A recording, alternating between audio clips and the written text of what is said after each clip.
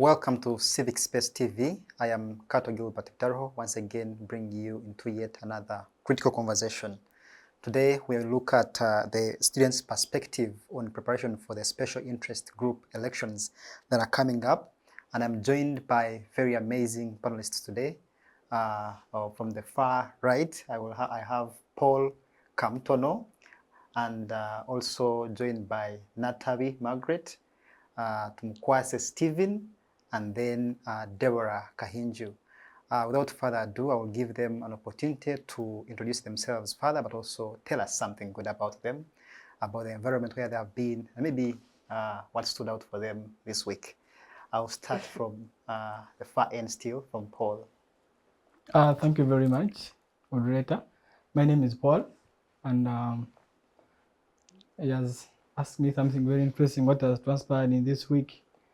But from my end, I've been, what has been so pertinent in this week is both more to do with the political side, what is happening, but also the preparation for sending off of Professor William Kanyihamba. As a law student, very particular. I've been following what he has been doing, what he has done, and getting to hear from other people. Basically, that was one of the highlights for me, actually part of the starting of this week, if I may. Thank you. Yes, Nattabi. Thank you so much, Margaret Nattabi. I'm from Mokono, and yeah, I am a youth leader. And what stands out for me this week, the fact that different parties are having primaries, and the party that I belong to, NUP, has also started vetting candidates. Wow. I'm just praying it goes smoothly, because the events of the last week, I saw a whole prime minister being slapped because of, so I just pray that the vetting goes smoothly and peacefully. Thank you. Okay, yes, Stephen. Okay, thank you. I think what transpired me this week, one, I was actively participating in NRM primaries elections, and really, our side, the Rohama Eastern in Tungamo, it went well. However much, there are some instances countrywide, which really the youth, and me particular, the government, and because NRM, Mr. Moderator, is a state a political party. So what goes in NRM, we really get interested and look the way how we can work with it. Secondly, yesterday I was watching when our late Professor George Kanyihamba, as a student of law, I've been reading his books. More interesting, I think we'll get some time, we talk about him shortly. I was following and what President talked about him, and I think they are sending him off today in his home in Uziga. Thank you. I'm happy to sit beside the noble person. I'm with you in RM. Thank you. Okay, thank you so much, Sister Debrah. All right, thank you so much. My name is Kahinju Debrah Yeson. I'm a student at Kyambogo University, pursuing a Bachelor of Arts with Education. So what has stood out for me for the week and even for the other weeks definitely has to be with the preliminary elections we've been having for different parties. It's quite interesting. And the amazing bit about it is that at least there has not been a lot of saga, and definitely as an educator, I'm also celebrating the life of Professor Kanyihamba. Like, you know, it's sad that we've lost him, but at the same time we do celebrate his life. May his soul rest in eternal peace. Thank you so much. It's been interesting to hear from you and getting to know what really stood out of the week. And as I can just note that all of you are looking at this man, Professor Gilbert Kanyihamba, and indeed has been not just someone who has been a member of this country or a citizen of this country, but such a special citizen of this country. I think from the stories and the speeches we've had around him and all things, and all of you setting it out, I think as we start this conversation, I would want to invite each one of us to just have that reflection from his life and legacy, looking at what example he has laid. Because again, as we look at the special interest groups, we have the youth, we have all these people involved. I think he's someone who stood his ground on a number of things, and I think that has something to teach us as young people or as people who are following his legacy. He was someone more than a judge. He was a fearless person that stood his ground on many things, not just notable for participating in the formulation of the 1995 Constitution, but also standing his ground for justice and the rights of many things, on a number of things in this country. Despite whatever happened, he always stood his ground. And I want to begin with you, Paul. As someone who is involved in student leadership and you have had a lot of lessons around this, do you see the kind of courage and conviction reflected in today's leaders as that of Professor Kanyihamba, and what are your own lessons and reflections about him? Thank you so much, Mr. Moderator. One thing to draw a reflection from Professor George Kanyihamba is the boldness. I've been following his works, I've read about his works, I've had the benefit of going through his judgments.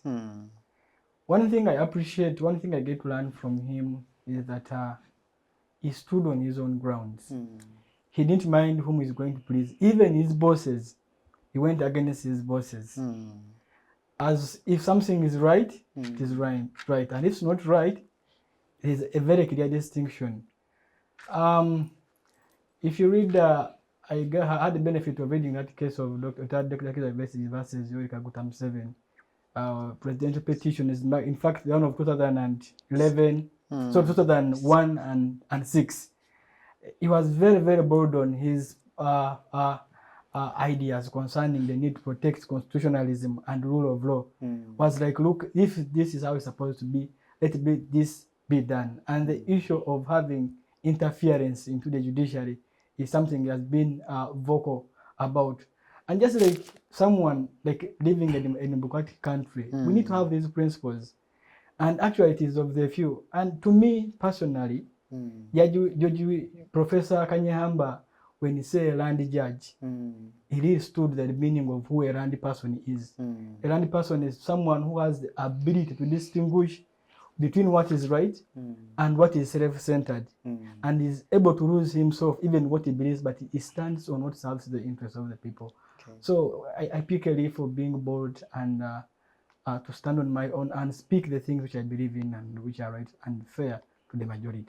Thank you. Going to you, Margaret, you talk about yourself as someone who is into leadership, and more so in the student space, but also you mentioned it boldly that you belong to a party which you're proud of and looking up to maybe the vetting system.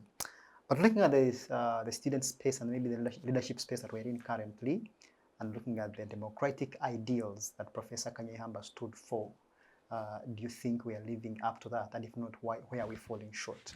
Then you can also give us your reflections and also what you feel are the great lessons learned from the professor. Thank you so much. I am not a legal scholar. Yeah, I studied agriculture. Yes. But I have taken time to read through what the man has done. But even before his death, I could see what he was doing. And I must say we are off track. Given what he has been doing, we are so off track. Now, I have been at the helm of students' leadership at Makerere University, but you will see that the top management, they have done things against the students' right, and these are professors. The late Kanyihamba was, a professor at some point, and I think these are people that are supposed to be learning from him. The judges, judiciary, they should be learning from him. He's someone who has worked for Museveni for so many years, but has worked with or for? He worked with and worked for. Yes. Okay. They worked with with him, but where he saw it wrong, he could stand boldly and say, this is wrong. Where it was right, he could stand and say, this was right. But according to how I've seen him work, I think he's so right so many years ago. Like, he has taken long without seeing right in what the man has been doing, because, for the past few years, he has always been seeing the wrong. So, as a man who crafted a constitution that we were very proud of as Ugandans, seeing it being tampered with every now and then for people's personal interests worries someone. Because this is something, when you read one of his legacies, the biggest legacies is the Constitution. But when you see that what keeps happening on this Constitution, it is worrying. So people are not holding his legacy, really. So I'm speaking from the perspective of someone from opposition, right from universities or tertiary institutions to judiciary to everyone. People are trying to literally bring down what the man worked for in his early years. So, thank you. We are now going to Stephen, who is a law student but also has participated in the primaries, as he has told us. And this is how we get to the question. Professor Kanyihamba has been a lone voice in defending the Constitution. He has come up on a number of issues regarding the Constitution. And in all this, we get to ask ourselves as young people, maybe who are legal scholars as well, some of them are in this field, but also all of us in the outside space. What do we pick from him and carry forward? Okay, thank you, moderator. I think Professor Kanyihamba was a person of his caliber, and it will take Uganda many years to have a person like him. Because when you read one of his books, Political and Constitutional History of Uganda since 1894 to 2010, when he wrote that, when he published that book. Kanyihamba, when you even read the President Museveni's letter on Twitter, and when he was at the vigil of Professor Kanyihamba, say they met in 1970. And by the way, for information, the president was not articulating the real time they met. He was saying 119 was 69 or 70, but the actual year was 1970 May. By that time in Makerere there was a betting club, a serious one, which led Makerere to be known worldwide for that participatory. They had people, Professor Onyango Nyong'o, who is now governor in Kenya, and many people who attended, and even President Museveni by then. He was finishing his course in Tanzania. So he was called as a student leader. So Professor Kanyihamba, since then, that participatory, and in 79, he was in London, a professor in London, in the university. But he left his professorial job he was doing there. He came to attend the Mosh conference, which that conference, he was chosen to be the legal person of it, and he became like Attorney General when they chased away Idi Amin. So a person who leaves such a job and comes back in Uganda, because he was in exile by that time, but he left the job in London and he came. When you follow him, one of his words in CA that I'm interested in, he said he was not happy with CA, however, the people he was with, because they are potato growers. However, it's because he was representing Rwanda, and those people, they normally grow potatoes. But his spirit of that was, you cannot have a professor. You led a professor and someone who has finished senior 4 or senior 6 by then to make a constitution, which the constitution was to make sure it prepares better for our country. And from there, in CA, when you go and read how it was made and answered of that time, he was not happy with those people, because his idea was, he brought an idea that all of us who have participated in making this constitution, we should not contest after the constitution, 1996. Everyone said, no, Professor, what are you? Now we make a constitution and we leave it for who? Yeah? So you see, a professor, as young people, he was not someone of a self-centered person, but a person for goodwill of the country. He was a really patriotic person. When you look at it, my friend has talked about the case of 2006. He was telling one of the interviews that he met with with the judges which was working in. You see, in law, there is something that you normally do. We are 5 here. So when you make a ruling on a case, sometimes before you present it, you meet and you present, me, I'm supporting it, the other one I'm not, before you present the public. Sometimes that's what caused in the recent election of 2020, Search and the Chief Justice. So for her, she refused, but they normally do it however much it's not by law. So Professor Kanyihamba narrated and said, everyone, they were they all agreed that really we should nullify this election.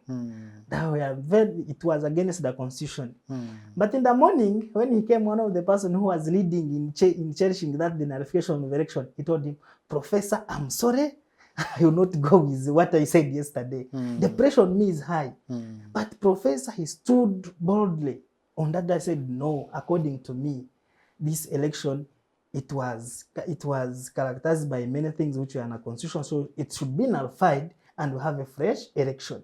So a such person, and even when he was Attorney General, before he left that, he was really a person of his caliber and a real patriotic. So as the lesson I get, never much these days, it's hard to leave a payable job, a professor in London, and you come to help your country. But as youth, I think we need to look at it, because God will pay us, all the country.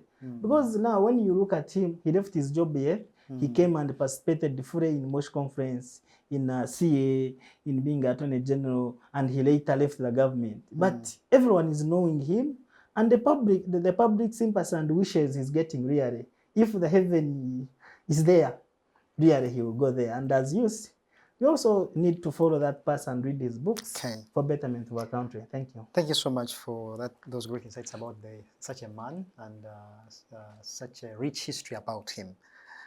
We come to Debrah. I think he was also an advocate of justice and inclusion.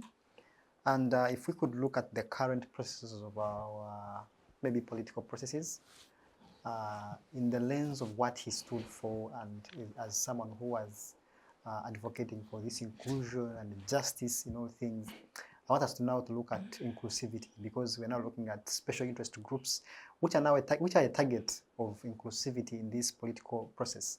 If we evaluate ourselves on how he stood on these grounds, how do we get to see this? Are we doing what he advocated for? Or he has died, he went to death while fighting for these things, and they are still not yet realized. If we could evaluate ourselves on that, where are we? Thank you very much, moderator. When you look at his life and how old he has died, I'm sure to an extent he has died a man with a broken heart, because he has advocated for change in many things, but the change has been coming in very slowly. But also to another extent, he must have been, he must have died at a point whereby he's starting to see his work pay off. Because we are now reaching at a point whereby even the Electoral Commission is thinking about things like, oh, let's have, specific elections for maybe the youths, people with disabilities, elderly. I believe that must have made him feel proud. And then also, back in the days before this initiative has been discussed or brought about, you realize that to an extent, though very small, like there has been a significant amount of work that has been trying to happen, in that we're trying to have the youths participate in elections.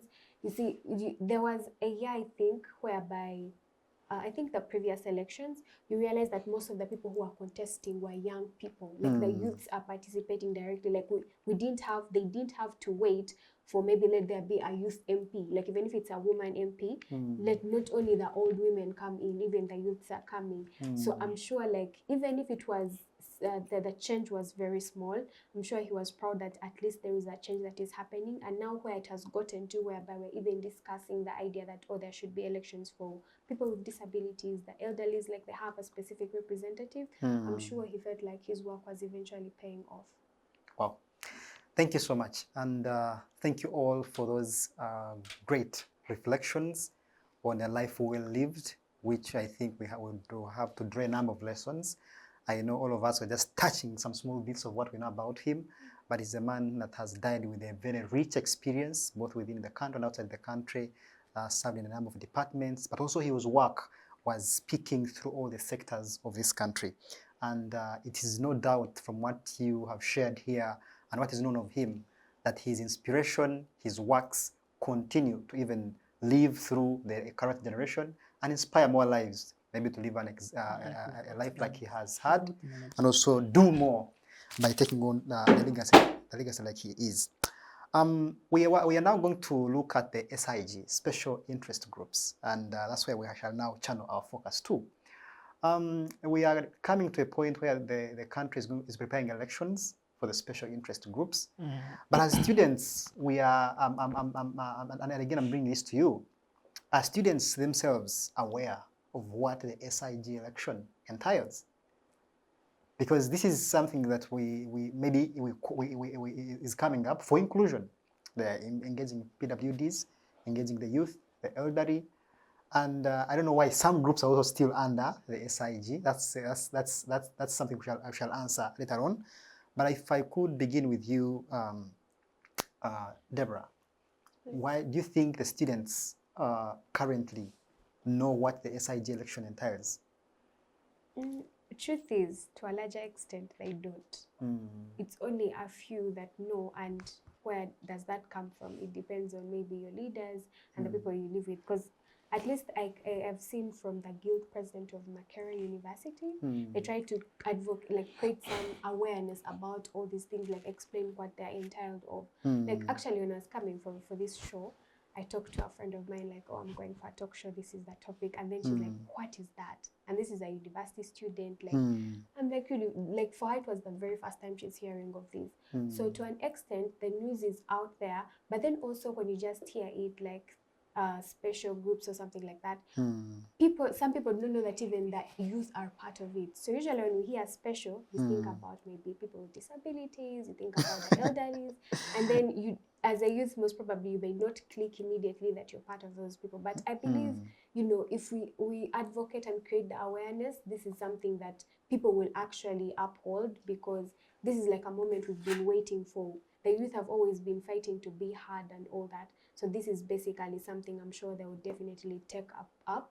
It's just about the awareness, how we create the awareness and advocacy to make sure that it is known.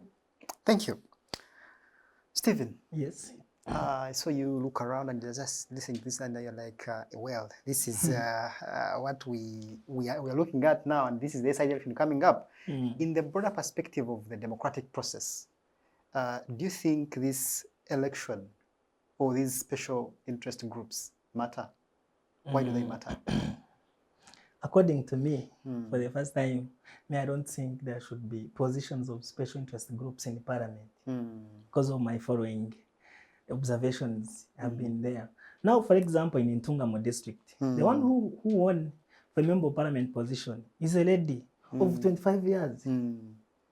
Now, when you go to our parliament, now I have Ofono Pondo, our friend, we all know him. He's contesting to represent elderly.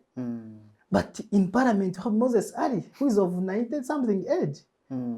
So we have the people of workers. When special interest groups I was checking, they are like 30 member of parliament. 5 then plus 10 of UPDF. But the UPDF 10 we have General Katumba Omara is a minister. Jejo Dong. Many people there are ministers, they can represent UPDF. And I was discussing with one of my friends about this topic. I saying no, this special interest group should be removed. So that, for example, for youth, in your 5 years, have we ever had there is a conference which is organized by a female or a male youth representative in parliament to talk to you in your district? What really are they doing? Or they're just taking money? When you go to the district, this one was saying they don't know. They don't know because the one who are there, they are not doing any purposeful thing to your youth. At universities, I don't think all of you have ever seen your youth, a member of parliament coming to university saying, no, you see, look, I'm representing, what should I present? And apart from that, me as Stephen, I think to represent someone doesn't need you first look or be like him or her. Present elderly doesn't mean you first be old. I can reach out to my mukade, my grandfather or mother. What would you want? When I'm in parliament, I go and table it. So because when you're voting, now we are going the voting process. I have not seen the constitution saying for people who are 80 years, don't vote someone of 25 years. Because people have been leaving people of 80 and voting people of 25. So that those people can represent their ideas, but not making parliament to reach at 550 member of parliament. Yeah, I was checking in East Africa where the parliament, our parliament is the highest with MPs. When you check what they are doing, we are like, we have like I mean, my I follow parliament so much and closely. When they bring a bill, you find the red member of parliament who have something where they have wrote, or on their iPads when you check, you find they are like not more than 100 when they're even presenting a bill. Other than that, they don't know what takes place. They come, they find they are presenting a bill, tax what, they're just seated. That comes, brings in what Professor Kanyihamba and President Museveni, they quarreled on. In 2004, Kanyihamba, when he was a justice, he was called to give a lecture to member of parliament. He again repeated that you MPs, a person to be member of parliament must have a bachelor's by 2004 to make sure that what he's legislating, he knows them, because those legislations affect us directly. I was in our village now, a coffee, it was at a kilo. It was at 20 last year, but now it's at 10. People are crying there because of legislation that we had. So when then president, when on one of the occasions said, no, for us when we were in the bush, even people who were not having any qualification, they were giving us ideas and we worked. The council they had in the bush for 5 years. But it's not like that. We are living in a modern way. We must have people who have knowledge. When you're talking about engineering, the structures, we have a problem in Kampala. Let's have you have bachelors. You come and present. You see, we do this and this and this. But not bringing now this one from education. And he comes and starts saying, you see now the building. And I think that's what special interest groups are. Special interest groups, it should be from the person who knows, who has taken interest, but not bringing a youth. We have now, for example, in Western region, discussing with someone telling me that why they bring all that like youth. They wanted us to have a representation because MPs now it's commercialized. In a constituency, you need to attend Bitariho, to have people you're paying fees for. But I said, no, that's not an issue. Even those youth MPs, they spend a lot in delegates. They spend a lot. Someone, my friend is contesting in Western region. He told me that he was looking in his budget. At when he started, he had the 50 million, but they are over. Okay.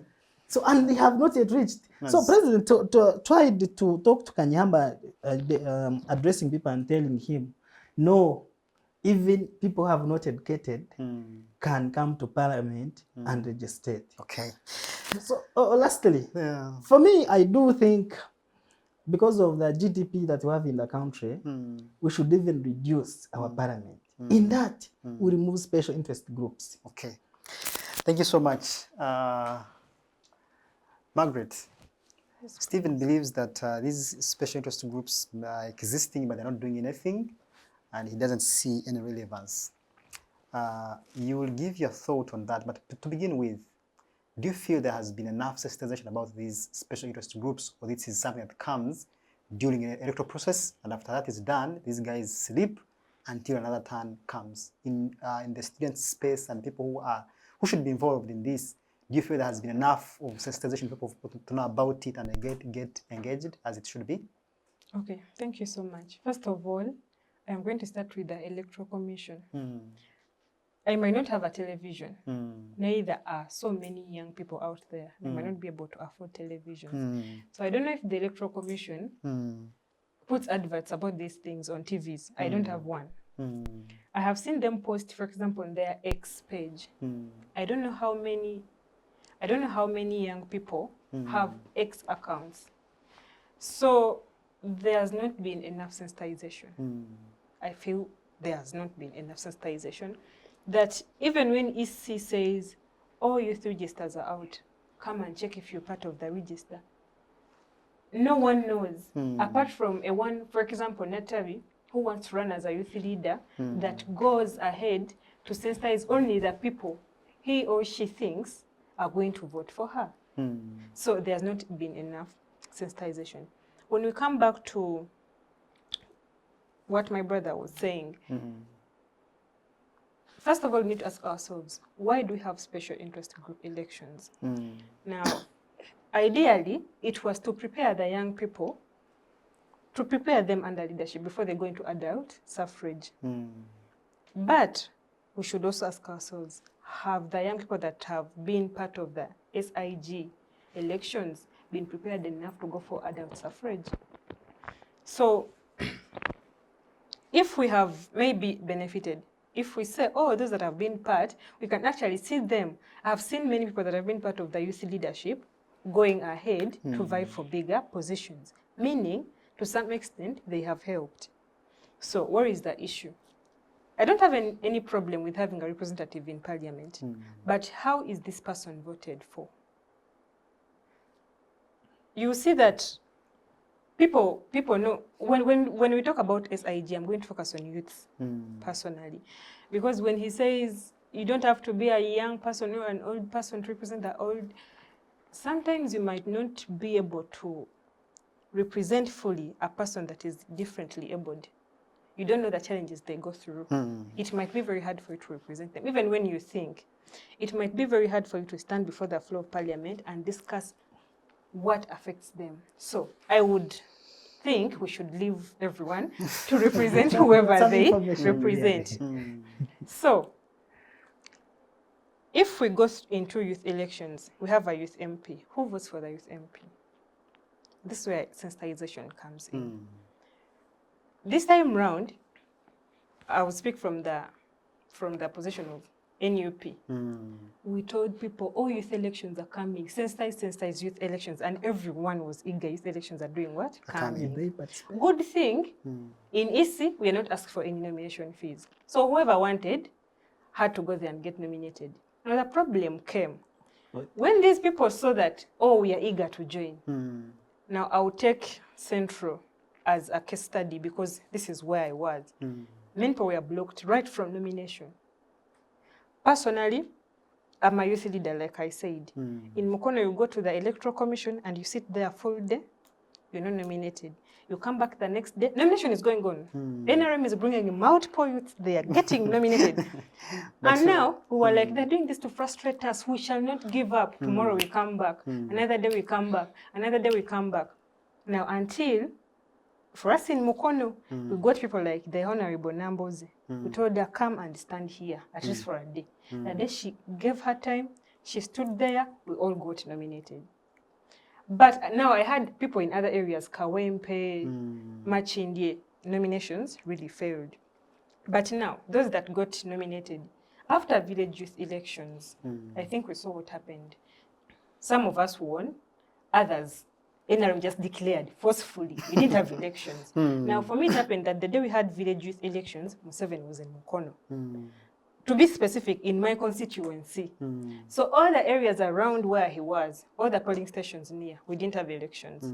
So we left that. For security You get? purposes. I hear for security purposes. We were going to vote not to beat that man. You get? So it so happens that after village youth elections, all youths thought youth elections are done. Now that is where the problem is. Because after the village, you have to proceed, go to parish, division, municipality, district, to NYC. And that is how we are going to create people that are going to vote for the youth MP. Now, youths are back there in the village. They don't even know anything is happening, but elections are happening. Even this month, next month on 4th, we are voting municipalities and city divisions. People do not know. Tomorrow they're going to be like, oh, who is our youth MP? How did they even come into? But they just gave up at village level. And at some point, I don't blame them because they're not sensitized enough. So it goes back to Electoral Commission. I'm sure they're the ones who are supposed to be sensitizing these things. They will just make a flyer, post on their X page, and that is all. So, given that they put these youth councils to get people that are going to vote for the NYC and the youth MPs, I feel like there should be an amendment. If we must have a regional youth MP, I feel like a region is very big, but if we must have a regional youth MP, every other youth should vote for them. So tomorrow, as you're asking for accountability, you know who you voted for. You're not going to ask for accountability for someone you don't even know. Now, we must be here saying, oh, youth leaders have not worked. But you realize that every youth MP that has been there, they've gone back to their home constituencies to contest for as MPs As for the Member of Parliament, constituency. yes. Meaning, they were not sleeping in their constituency. They've helped youths there, they've had projects there, but only focusing on their constituencies. But had they been voted for by the whole general public, even when someone said, tomorrow I am going to contest in this area, people will ask for accountability. And if it didn't work, you would not go through. Thank you so much, Margaret Nattabi, for that insightful and informative presentation about the current state of how people know these elections, and bring it that some of them are actually putting barriers to fail the people. There's no information that is put across about them. Now, as I get to you, Paul, just to also give us your own thoughts, but what do you think is the are these SIG positions and elections relevant? According to Thank you so much, Mr. Moderator. First of all, Mr. Moderator, permit me to express my disappointment with my running brother here, who is intending to abolish special interest groups. I think it is an underrated battle for him. It is a miscalculated move. One, something is intending to abolish. It is properly gazetted in our constitution. Article 32 of the constitution provides it creates an affirmative action for special interest groups. And those include the youth, the women, the elderly, and the relevance of special interest group. These are the people who are underrepresented, who are actually even disadvantaged in a way. There were reasons why that Article 32 was drafted in that constitution that we have it. Specifically, when you go ahead and read Article 78(1)(b) of the constitution, it actually provides a room for women that every district shall have a women member to represent that women at a district a district level. There are so many articles that have to be amended, it is out of imagination that it actually can happen. And also, you cannot abolish something that we have not even tested to see the results. We just even awareness. My sister was she was talking that people are not aware of the SIGs. People are not so before even advocate for awareness, want to abolish. I think the whole issue that the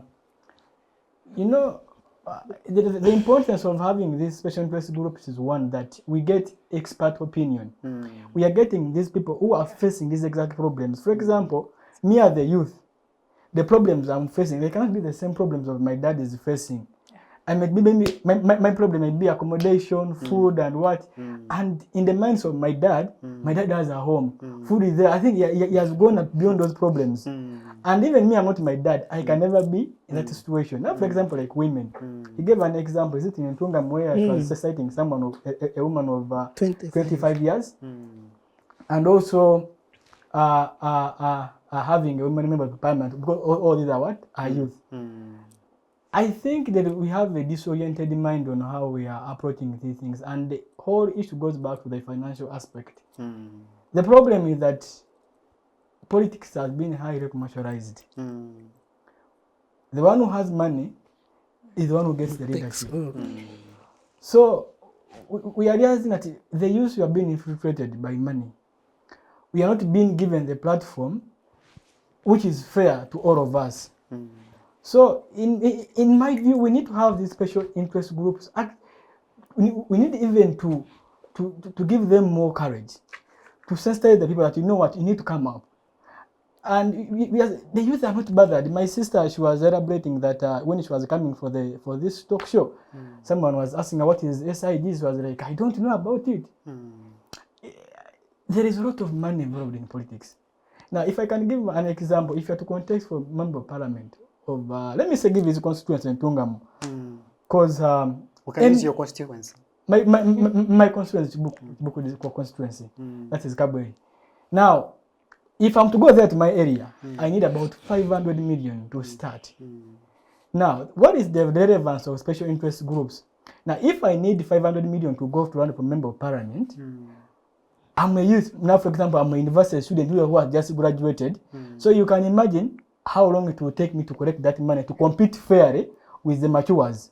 So this is the relevancy of having the youth. And if the matures have the money to live on the issues of the youth, they can never be the effective people to air out the issues affecting the youth. So You have information?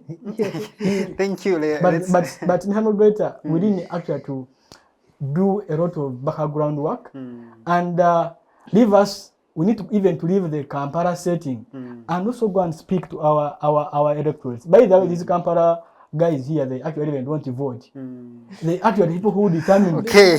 They are in the village, so we need also to cut the same gospel to our fellow youth who are in rural area. Thank you very much. Thank you so much, Paul. The issue about SIG elections is a heated up one. It's a critical one. And I love the great insights coming in and the beautiful thoughts and information that the panelists here are bringing us. We'll now take a short break and return with another session around the same topic, and we'll have to explore all the other ideas and thoughts that we are having. Thank you so much. Let's take this short break and we'll be back. Digital rights are those human rights and legal rights that allow individuals to access, use, create and publish digital media or to access and use computers, other electronic devices and telecommunication networks. Digital rights include a right to freedom of expression, information and communication through technology, a right to privacy and data protection, a right to credit for personal works, a right to universal and equal digital access, a right to identity, a right to anonymity, a right to be forgotten, and a right for protection of minors, among others. The state's digital rights are frequently violated through various unfair actions, for example, blockage of websites and social networks, theft of credentials, unauthorized use of people's data for personal gain, privacy intrusion, online censorship, arrests and intimidation of online users, internet blockages, and the proliferation of laws and regulations that undermine the potential of technology to drive social, economic, and political development worldwide. It is hence every citizen's responsibility to respect rights of other digital users and to speak out or report to the responsible parties when one's rights are violated. Thank you so much. As we left for this short break, we had a heated up discussion here. And as I welcome you back from the short break we've just had, we left when Paul had just finished his presentation and Stephen was banning that this man is lying to the nation, and we wouldn't want to go when this is not clarified. So I would want to begin this session with Stephen clarifying what he feels wasn't right in the last session. Okay, thank you very much. Gilbert was trying to tell the nation here. It's Paul. It's Paul. That, Paul was trying to lie the nation here that these youth MPs or leaders, it's helping them. This one, it's helping them for future leaders and what. But do you know how much money that are used or are needed for a youth of the region, a youth member of parliament? I have my friend is contesting, told me wants $1 billion and $1 billion and above to meet leaders, transport them. So it's you're a leader, you're saying you want to continue, but you have done nothing. They have not in university. The time I finished at campus, I've been a leader. I've been a speaker of our district on the Youth in Tungam University Students Association. We tried to get our youth for Western region as students that we talked to him. We did not get him. But now such person, this one is telling us that they're going their constituencies now to come and contest. After doing what? Okay. Me, I think if this one has been here, Paul, doing well, he should be elevated because of the work he has done, but not that he represents people of this and he has done nothing. Okay, thank you. Thank you so much, Stephen, for clarifying that. I want to ask to, as we get into this session, we've been looking at the general perspective and understanding of what the SIG elections are. And we have also looked at how far they have gone. I think we've been looking at other people and what is happening. But I now want to get into understanding it from our own perspective as people who are here, as students, to be more specific. Do the students out there, the ones we are part of, the community that we live in, do they feel genuinely represented by having these positions in place? Or these positions are just coming just because they want to give a platform to someone, they want to give a chance to someone, like you noted that some of these things are happening as a platform for people to get to the position they want. Someone who comes as a Western Youth MP, but all they are doing is capitalizing in their constituency because they know that after this, I'll be heading there and these people will elect me.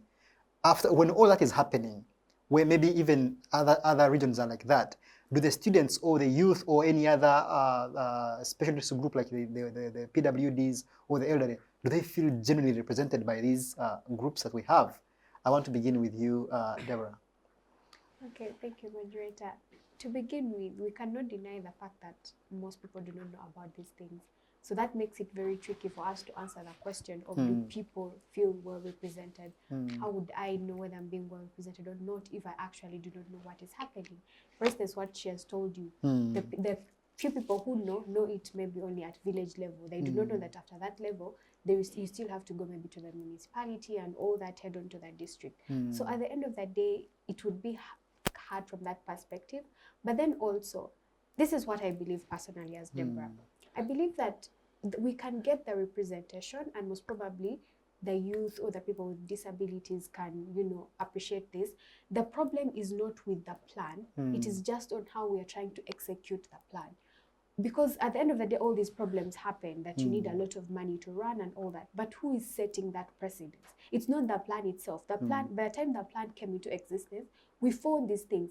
And that is because the reason why most probably MPs spend a lot of money in campaigns and all that is because they are running after the bag when they're in parliament. I know that I'll just sit for one day, I have my fuel given back to me, even if I don't say a word, I have the allowance, I have a house, I have everything. So they are willing to spend as much as they should. So it's the same vice that will be passed down to these SIGs at the end of the day. If you're going to elect maybe a youth representative or any person, maybe disabilities and all that, any sort of representative, they're definitely going to follow that same path that has been created for them. So now, are we going to blame it on the plan that's not working, or are we going to now go back on the drawing board and see where the problem is? Because at the end of the day, I believe we still need these things.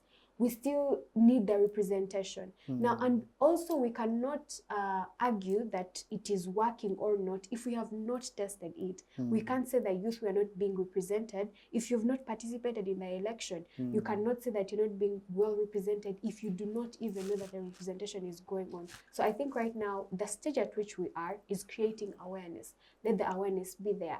And then now we can go into now the actual picture of seeing, are the people that we have chosen actually represented us? Because we still have people complaining about their members of parliament. Maybe your district woman member of parliament representing the women is not doing the right thing or things like that. But we stop voting female MPs or things like that.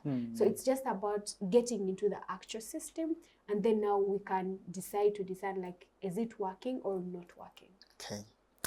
Thank you so much. Stephen, we are looking at these elections, and I'm wondering whether people know about them. That's one. But also wondering how these elections and these positions are well understood by the people they represent. And today, being the young people being the majority of this country, but also being part of the special interest groups, my question to you would be, how do you see the young people preparing for these elections? Okay. Thank you, moderator. The young people are really prepared, but the people we are voting in this country, when you read, when you follow the CA, the people who made our constitution, 1995, the spirit of the representation they had, it's now contrary.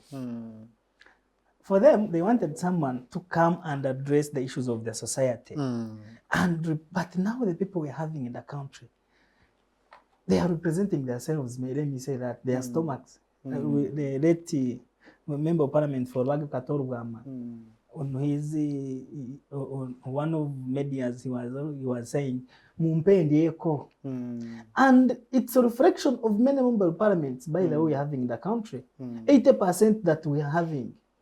They go there, you find my member of parliament who was defeated in 2023. He appeared twice in a year in parliament.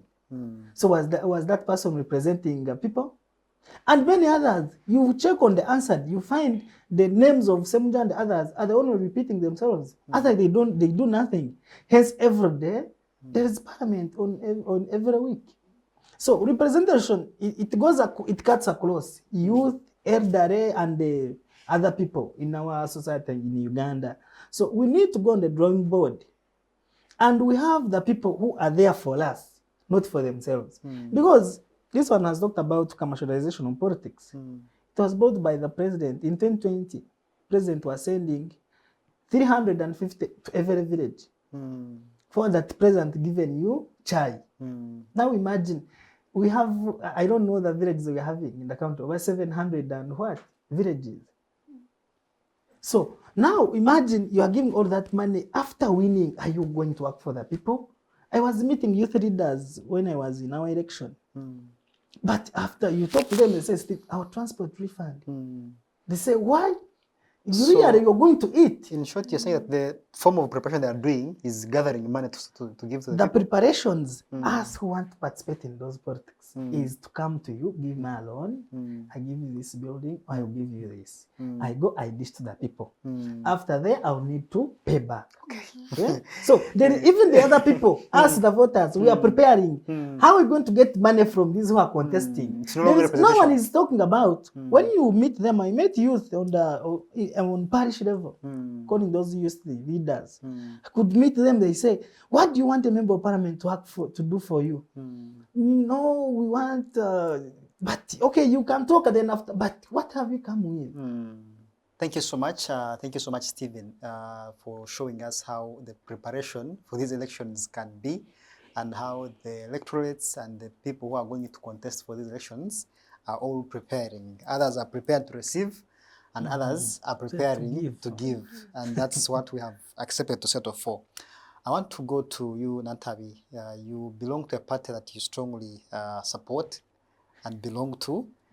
And from your previous presentation, it is clear that you have tried to actually come up and stand on these positions, and you have made some challenges. We now want to look at these institutional or social discouragements or barriers that the young people face, or the youth face, or these SIG members who are coming to contest face, maybe from other parties or maybe from the community itself. There are those barriers that even if someone wants to come and represent the people, because at any given moment, there's always a leader, but it's the choice that actually defies us and actually denies us a chance to have the leader we want. Because if we have two people, because if we have people coming up, one is offering leadership, another one is offering money. Our choice of money or leadership determines what we get in the end. What are these institutional barriers or societal discouragements that people face whenever they are coming up for these positions? Thank you so much for that. Before I delve into the barriers, I want to hint a little on the previous topic where I asked if students actually ready or if they've benefited through these elections. I'll tell you that those that have actually interested themselves into these elections and positions, they have benefited. I'll tell you, everyone I studied with and the students I saw at the university, in university politics, 85% of them have gone ahead to run into the SIGs this time around. So that indicates that those that have interested themselves are actually benefiting and they are willing to go ahead. That's why I would differ with someone who says these elections should be erased. Because those that have interested themselves have seen the benefit and they've come up. So we just need to work harder to see that everyone gets to know about these. So when you go to the challenges or to the barriers, one, we have discussed about money. Making everything around money. I'll tell you, for someone to run in the higher position, starting from, I think, district level, NYC, to parliament, for the youth or PWDs and the elderly, you need a lot of money. And I don't know who to blame, because I don't know who to blame. Because the voters, the people contesting, the people organizing elections, all know these things are happening, but we let them happen. 2021, I saw a very good candidate for Central Youth MP. The guy was so good, and everyone used to be like, this would be the best candidate to represent us. He could speak statistics, he could speak things. But at the end of the day, people are like, but he doesn't have money. And someone could come, the manifesto is not standing, but they have money. And I also think the way this election was organized, because if you're running, for example, for youth MP, for Central you have 27 districts. There is one polling station. So you have to transport all your voters to that one place. Feed them, house them, you know, until the election is done, and then take them back home. Okay, I think we are supposed to take ourselves as voters. I'm supposed to move from my district to the polling station, I think. But now it has been made that the person contesting is providing all these things. The transports. Making it costly. So for someone who doesn't have that money, even if you have a very good manifesto, and you come and speak to people, and then someone will come and transport them, give them food, bring them back. Sincerely speaking, they will not vote for you. So they will opt for the money instead of the... So I think we need to find a way of changing that. How do we make sure that the costs maybe are met, maybe by the Electoral Commission, so that these people do not spend a lot? So money is one of the barriers. But number two, again, like we said, lack of information. Because it would be upon you, the person running, to make sure you sensitize everyone. Now you have 27 districts to sensitize, and you're teaching people, oh, after village elections, you don't stop there, you have to proceed. You have 27 districts. Every sub-county is going to send youth people to vote. Every municipal or town council is sending youth people to vote, and every district. Now you have to run all these districts. It becomes costly.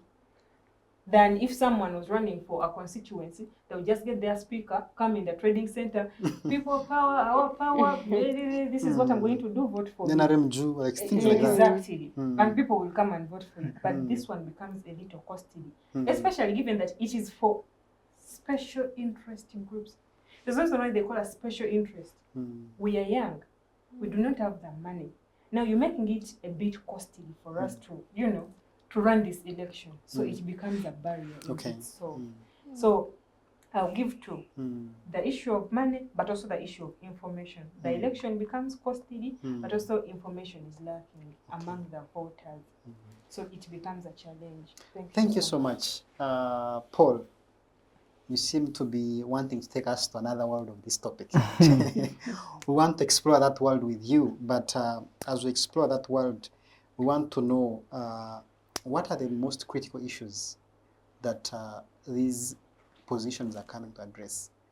Why, if we bring these positions in place, which issues matter most on these SIG positions that we have for the special interest groups? Thank you so much. In response to your question, one thing we may not talk about, but it's very, very pertinent in this matter, are the issues concerning politics of identity. Standing in the shoes of a fair man,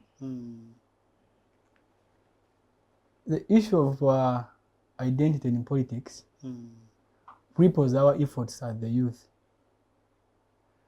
And my fellow panelists will agree with me, sometimes when we talk about effective representation of the youth, sometimes today, the constructive ideas, the constructive representation of the youth, all the right ideas, they are seen as opposition. Now, if we still have ideas, you know, Mr. Moderator, there's a difference between what is right and what is wrong. There's a very clear cut line. But if all of us, we are taken up to face one direction, when I mean about politics of identity, I'm from NRM. And you hear that sometimes the resources, the idea where people are affiliated. I had a friend of mine who was running for Youth for Eastern Region. I saw him, he had some big people in NRM, he has those of Anita Among, has something like that. They are struggling so much to attach themselves to those people who have what? Who have money to influence the whole process. The whole nation, if it is watching, if we still want to rectify the issues affecting our country, we must be fair to ourselves. We must stand and like, look, this is right, this is wrong. Even if fighting, let's go and fight, but in the evening we shall meet somewhere and eat together. If we cannot differentiate between what is right and what is wrong, the issue of integrity, we cannot solve this problem. Because when we have right ideas, they are seen as opposition. They are seen as opposition. Now, if we can all pretend, and some of us will pretend to have gone to school. These are degree holders, they have masters, they have PhDs, some of them. If they cannot reason, this is right, this is wrong, this country won't go anywhere. And another thing which has spoiled the whole representation is the issue of tokenism. The issue of tokenism, I have seen many guys, I may want, those of Rugumayo, those of people, Kidega, these guys, you have seen them crossing over. And these guys, we have been studying, looking at them, how they've been working. Because now, if we still have such an environment and people, even us who are in NRM, we are not telling them the truth, guys, no, we are crossing. If you want a free and democratic country, if I may draw examples from countries where leaders are working for their people, these things are done properly. But it seems here we are self-centered. We are seeing that this is supposed to be done, this and this, and we are fearing to be criticized. Oh, if you do this, you will stop eating. So if we still have leaders like that, and some of us, we have chosen to keep quiet. Because when we choose to speak, some people may dissent, and also the youth why are not very vocal into this matter. You know, when you're a youth and you're not well established, you can easily be uprooted. You can easily, and never underestimate the power the state has. So when you're saying there is no information, there is no civic space, it was the youth gave up, they don't believe in okay, they just choose to silence themselves and they work over the space. The youth, even they believe that they are youth who own something. As long as we still have a group or a cocoon who believes that something belongs to them, it's not for all of us. If we can't rectify that problem, us as the youth, we're not going anywhere. So, Mr. Moderator, this is a serious issue. And we have in an African proverb which says that it's the young trees that make the forest thicker. Even if these elders can't recognize that there is a mistake here, let's try to bring these youth constructively, include them into our system. Their efforts are futile. Because when older trees die up and the young ones are not protected, everything will vanish. Let's not hurt those people who have genuinely worked for this country. And I will tell you, President Museveni has genuinely worked for this country. Okay. It's just because of the people who are around him. We have seen in his videos, this is a true honest man. So if we cannot work and become pleasers, we don't tell him the truth, we should have a long way to do with the country, to do with the youth, and we ask the youth to be the future leaders of this country. Thank you so much, Paul, for speaking with passion. I hope when you say that the leader is a very good man, you're not trying to offend Nattabi.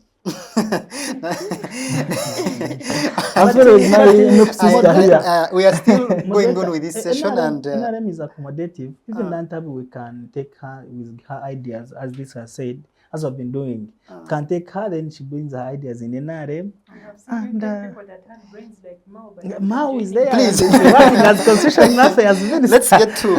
Thank you so much, Paul, for identifying these things within our system. But also noting that we have people who are just expectant of what is coming, but the real preparation doesn't exactly happen. And when you look at people crossing to these other parties and you say maybe they're not well grounded and they're getting uprooted, that speaks to a lot of things that are happening in the spaces of the youth. That speaks a lot of the current environment. That speaks a lot of what is happening currently. And on this particular issue, I would want us to look at those reforms that we would love to see in the upcoming SIG elections. Because all of us have identified those bad things. We have talked about the relevancies, we have talked about the challenges, we have talked about those hindrances that we're seeing. But we now want to know, what are these reforms? What are these new things? What do you think would come out and be done better to make sure that the coming election of the special interest groups becomes meaningful and aims at the representation? I want to begin with the lady that identifies herself amidst all of us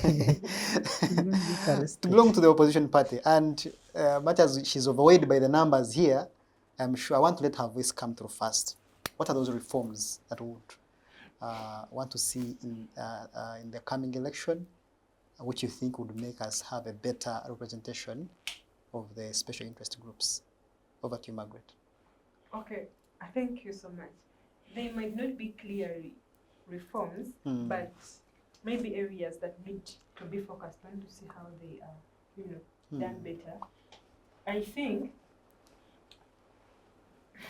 you see, they said Electoral Commission is supposed to give a small kind of allowance for people that vote for the youth MPs. In the last election, I saw everyone was given 750,000. And in my thinking, that is the money voters are supposed to use to find accommodation and food and transport where they are going to vote.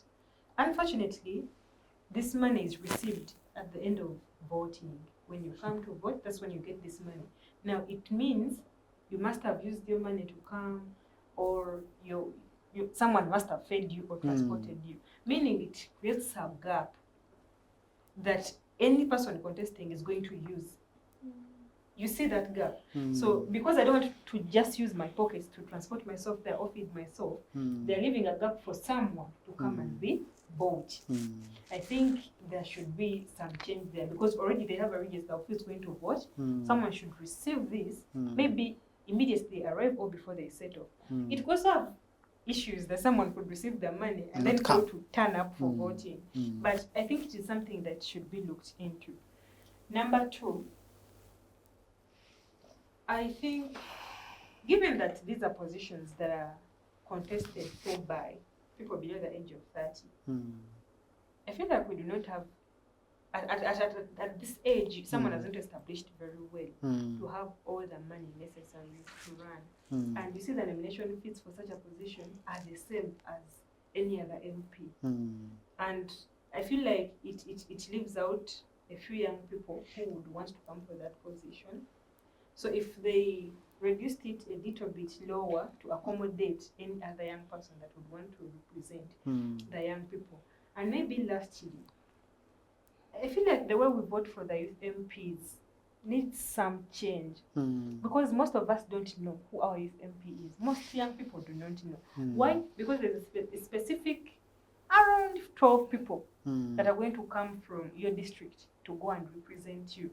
And is that representative enough of the total population of the youth to go vote for the youth MP? I feel like the way we vote them should change. I don't know how, I have not thought about it really, how, but to make it more inclusive for many other young people to be knowing who our leader is. Okay. They should increase the number. Yeah. Thank you so much. Stephen, these things are happening under the watch of the government you support. And you and Paul are actually highlighting that we are doing well and everything is okay.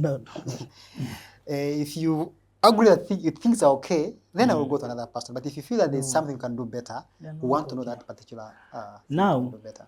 Moderator, one, as I stated from the start, I'm not saying the relevance of those special interest groups. Do you still maintain that they should be abolished? Yes, because there is no much relevance. And even if they are to remain, because in me I am advocating for a parliament which is less numbered. You cannot have parliament of 500 people, including all those who doesn't have what to do. Now, another issue, if maybe be some modesty in it, electoral commission should go on the ground and tell and explain to those people what are their laws, the people who are going to participate in those elections, to make sure they know their responsibilities of a person whom they are voting. Because the people are voting, they don't know why they are voting, and that leads to a person who is also voted not to know the responsibilities. So you find everything is dead. Then to comment on this one issue, when you watch these recent news, NTV and elsewhere, really, youth leaders have been tortured and mishandled by electoral commission. Like where I come from, people were they had a gazetted place where they were supposed to go and participate in election, but they did not. And in the evening we had that some people were elected. Hence, from the morning, there were no elections. But in the evening, NRM people were the one who have been elected. I think for betterment of our country and for patriotism, they should leave them also to participate. Because we can get good people from Noop, as we got Norbert Mao now, our constitutional minister. So they participate in it. Then when we reach, they work under our mass party, NRM. Okay. Thank you so much, Stephen. Paul was looking at you and he was like, this man, where is he taking us? Paul, if there is anything to do better, what would be that? Thank you. He has triggered my mind to think about something. And if I was King Solomon of today. In which aspect of King Solomon? I know, right? Is it King Solomon? I'm forgetting. He was a wise man, he was a king, he had many wives, so which aspect of leadership? Not one of many wives and many concubines, but on the concerning leadership, when he was troubled with two women who were conflicting over one child. If we had opposition parties here, and we have, because all opposition parties put them as opposition party, then we have NRM today, and we have one country called Uganda. And the question is, should we divide the baby together? I don't know whether Noop would say like, let's divide, or NRM would say let's divide, and I don't know who would be like, let them take the country. So I think one of the, me in my view also, and as I said in this regard, I think we are doing now the opposite. Instead of reducing the political parties, people are actually forming more political parties. It is something which is dividing us each and every day. You know, something runs, a political party is formed, something fun, and now you realize that all the political parties are just there, they're all pushing. The more we form political parties, we are pushing apart what we wish. But if we can regulate how political parties are formed, we can also reduce on the differences. Because one, each person you descend today, you form a political party. And now, when we have ideas which are pursued over a long period of time, you know, if you want to achieve something, it must be specific and must be time bound. So everyone is coming out, they want to deliver the country. Deliver the country from what? So we are saying that if you have the NRM, which has been there for 40 years, and genuinely, I would say that if it was a bad government, it would have survived, because from our history, we have had presidents spending 3 months to 60, 80 days, something like that. It just stood its time. And you realize genuinely, maybe it has served the interest of the people, because this is merit. If it was not a fair government, maybe it would have been there. But look, now, when we have the opposition on this side also, because we also have very great minds who are in opposition, you know, and if you're the opposition party, let's not to fight to remove Museveni from power.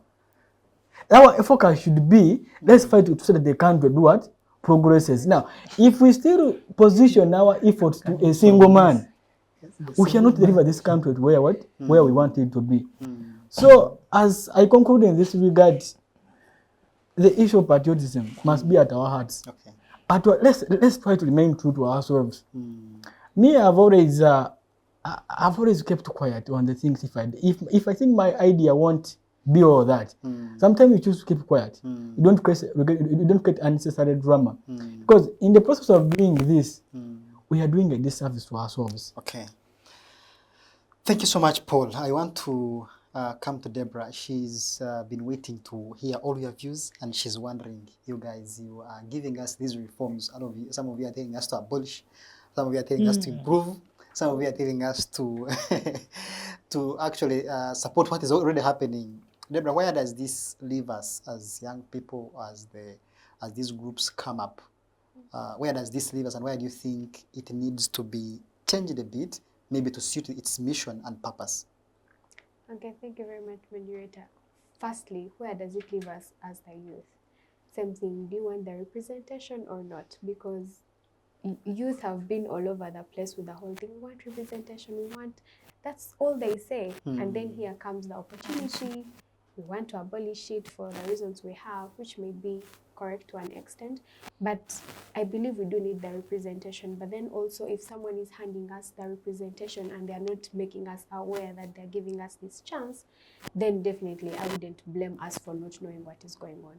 Then about the reforms, most probably, the people, when you're looking at these elections, we are electing people not to sit at a village committee or something like that. They are going to parliament. Then how come that they are not getting the sort of attention or magnitude that they need? Why is it that she's talking about 12 people going to the district to vote? Yet when you hear like we are going to vote for a member of parliament, like, you know, the whole village, the whole district is on fire, like there is a lot of attention to it. So why is it that this specific thing is not getting that kind of attention? Why is it that there is only one polling station in a whole district or maybe in a whole region to vote a youth MP? So it means that it could mean two things. Either the people who planned for this did it for the sake of, oh, let's make the youth happy, make them feel represented. Because really, if you are planning to give someone something, give them wholeheartedly. You want a representation for the whole district, make sure, like the way other elections happen. If we had said maybe to vote a president, maybe let each district have one polling station, it won't make sense, even if it was a member of parliament. So same thing here. It is definitely not going to work if that reform is not made. Then about the money thing. Truth is, it has gotten into our veins. Like we are almost at a point of no return. Like you say, you're going to talk to someone asking for a vote. Like even in our university elections, voting a guild president. You'll be campaigning and all that, you're a student, but they'll ask you, your fellow students will ask you, what are you giving me at the end of the day? I believe maybe when you're soliciting money for elections was meant maybe like money for campaigns in that transport and all that, but right now money for campaigning means the money you're going to give to your voters to vote for you. So even you find that the leaders that would be potentially good leaders have to give this money, but where are they getting it from? They're getting loans. So definitely when I go to parliament, I have to make sure that I'm getting that money to pay back my loan. So I am focused on paying my debts, but not presenting your needs. So basically, a lot has to be done when it comes to the issue of money. Thank you so much. I want to thank you so much for these insightful views, thoughts, and improvements you're recommending to the government, to the country, to the Electoral Commission, and to all the policy reformers and the people who are in charge of these elections, and to make sure that we have a better country. I am sure every voice here leads us to a better Uganda. But as we get to the final parts of this show, I want to request each one of us in a line, just to give a message to the youth out there, to the people belonging to these groups, and as they prepare, which message would you give them? And we shall call it the end of the show. I want to begin from Debrah. Okay, thank you very much. It has been a wonderful show. All I can say to the youth out there, it's at the end of the day, the power is in your hands. You want it or you don't want it. I've given it to you. Do you want to use it or not? About money will come, but let it not be the center of our focus, that we're even giving away our freedom, good leaders for the sake of money. Okay. Yes, Stephen? Okay, thank you for the show, really. I think the message to the youth is that we are leaders of today, not tomorrow. Let us participate and we vote with our conscience. The leaders who have not done much, we look how to kulongola in Nyankole word, how we appreciate or we disappreciate them. Thank you very much. Thank you so much, Stephen. Yes, Nattabi? Okay, thank you so much, dear young people out there watching this. I want to tell you that whatever we have discussed here, it is thoughts, but what is on the ground, the youth elections are happening the way they've been happening. The reforms are not yet there. So I am going to ask of you, spare some time. Go know who your leader is. You won't have any right to ask for accountability when you don't even know who is your leader. And you people that have managed to be voters, you're going to vote for the youth MPs. You won't have any right to ask for accountability from someone who paid for your vote. So as you're voting for them, please put it in mind. You're sending them to represent you, but they shouldn't be buying you. Take time and know who your leader is. At this moment, we are done with sub-counties. We are going to municipality and city divisions, 4th August. Know your leader, follow up to district, NYC, till we vote for MPs. Thank you so much. Have a Thank you so much. Yes, Paul, what is the message to the people out there, especially the people participating in this election? Thank you so much. To my fellow youth out there, my parting shots are that let's love our country. You know, where there is love, it softens sharp edges. We have my sister here is on opposition, and me, I'm minority. When I meet her, let's not see political differences as issues, but can we work together for the common good of our country? Can we be patriotic? Let's not only look at money as a source of reward. As the future leaders, what do you want to be remembered of? Is it the bad things you did to people? Is it the good deeds you did? Can we love our country? Can we love each other? Can we try to pursue a legitimate aim? And for the youth who have lost track, can we come back? Can we support the government systems? Can we work to make sure that we have a better environment for all of us? When we do this, when we revive our souls, when we revive our minds, when we change the perception about how things done, and we look in the right direction, we shall see a better Uganda we all deserve. Okay, thank you so much, our dear panelists, for those insightful views. To our viewers out there, we thank you so much. This is the Inter-University Debate on Civic Space TV. My name is Gilbert, and we believe that democracy is stronger, is better, when all our voices are coming together into shaping it. Thank you so much. Until next time, same place. Thank you.